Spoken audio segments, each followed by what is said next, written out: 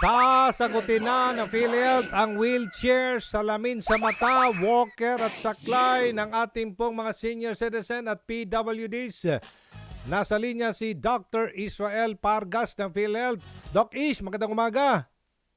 Hello, Aljo. Magandang umaga. Magandang umaga din sa lahat ng tagapakinig natin. Opo, kumusta po? Okay, maganda itong balitang ito. So sasagutin na po ng PhilHealth, Doc Ish, wheelchair ito, salamin sa mata, walker at saklay ng mga senior natin at PWDs. Ano po detalye? Ang ating pong mga ilang representante sa Kamara ay nagsuggest na kung maaari ay sagutin na nga po ng PhilHealth ito pong inyong mga nabanggit. Okay. At sa ngayon po ay pinag-aaralan na po ng PhilHealth kung paano po ito mako-cover at nilalayon din natin na sana ay mailabas na ang guidelines ayon po dun sa kanilang request na sana po by 2025 ay makover na po natin ito. So ngayon, Aljo, ay talagang pinag-aaralan na po natin ito para maipasama sa ating benepisyo. Meron ba tayong sapat na pondo dito, Doc Ish? Kasama, Aljo, sa pag-aaral natin yan, no? Kasi syempre kailangan nating malaman ilan ang kakailanganin na glasses, ilan ang kakailanganin na wheelchair, ilan ang mga kailangan ng walker, at hindi lang syempre ito isang taon lamang, kundi tuloy-tuloy na benepisyo. So kasama po sa paggawa natin ng benepisyo ang actuarial viability and financial impact analysis. Okay. So yan po ang isa sa tinitingnan din natin. Saan daw pwede makuha yan kung sakasakaling yan ay meron ng panuntunan na may ilalabas, Doc Ish? Yes, Aljo. Kasama yan sa ating tinitingnan ngayon kasi alam mo naman yung ating mga benepisyo ay talagang yung pagka nako-confine. Kaya lang itong mga ito ay hindi kailangan ma-confine eh. Ito ay mga devices na kailangang ibigay sa mga ngailangan.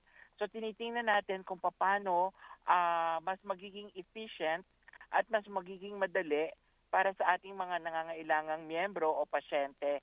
Ang isa sa mga tinitingnan natin baka yung pag-provide ng mga vouchers para kung saan pwedeng kuhanin o pwedeng bilhin. Pero tinitingnan pa natin at pinag-aaralan. Alright. Kailan daw i-expect na ihahayag ng PhilHealth ang final policy kaugnay sa programang yan, Doc Ish? Well, ang request sa atin ng ating mga taga-kamara ay sana ay sa simula ng 2025 ay maging effective na yung pong polisiya. So hopefully, bago matapos ang taon ay meron na pong polisiya ito para maging epektibo by 2025. Alright. Ano-ano po mga benepisyong pinalawig pa ng PhilHealth ngayong taon? Yes. Alam mo naman, noong February, 30% ang in-increase natin sa halos 9,000 cases. In-increase na rin natin yung ating breast cancer package from 100,000 to 1.4 million. Yung ating dialysis, in-increase natin from 2,600 to 4,000 at ngayon i-increase uli natin to 6,350. Yung ating dengue severe, from 16,000, i-increase din natin to 47,000.